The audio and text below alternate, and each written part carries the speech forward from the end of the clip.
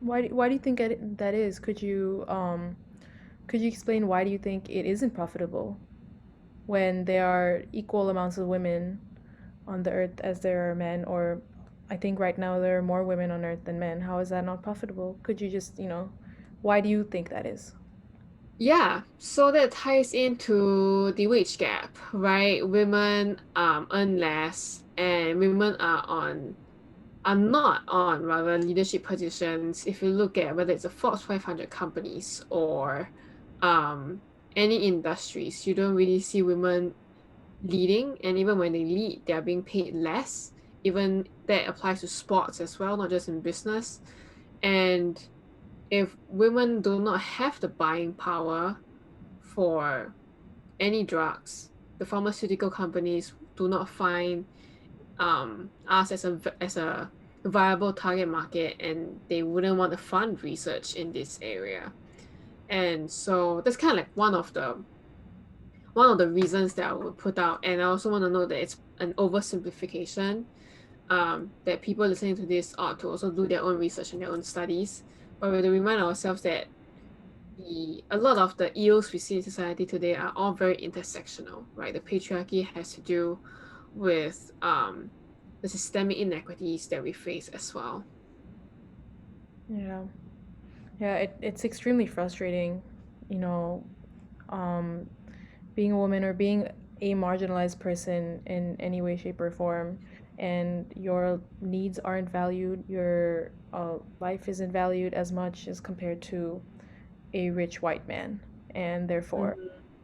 there just isn't enough research done to support your needs. It is really frustrating, and I'm so sorry that you're having to deal with that and that you're having to face such real consequences, that you mentioned just from this example of, having to deal with PMS and, all the everything else that comes with, your menstrual cycle and for the past 10 years that you've been dealing with. So I'm really sorry about that.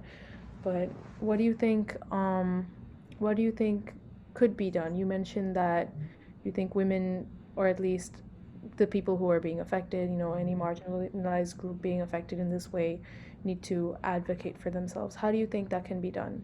Just from your individual experience, I understand that you can't speak for everyone, of course, but mhm. Yeah, thank you for that question. I think first and foremost is to believe women.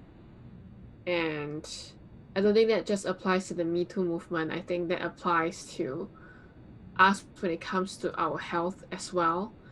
I also want to point out that it's not just men and people who don't menstruate that um, cause this neglect and negligence towards women and our bodies, and also anybody who menstruates. It's also the women who don't believe that we have PMS because they don't. I have many friends who don't suffer any form of pain or changes to their mental, physical, emotional health from menstruating. For them, it's really just a fact of, oh, okay, it's the time of the month. Let me put on a pad so that it doesn't leak through, and embarrass myself, which is also another societal arbitrary norm, right? Like, why can't we just bleed freely? But Yeah. I digress.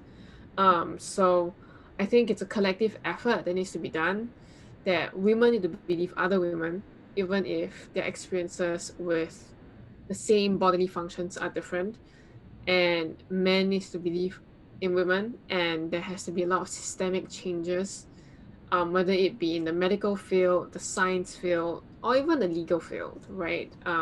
Again, with intersectionality, everything is kind of correlated and linked, and Yeah. so we need to start um, speaking up for ourselves, and also for allies to speak to their communities, or members of their communities who perhaps do not understand.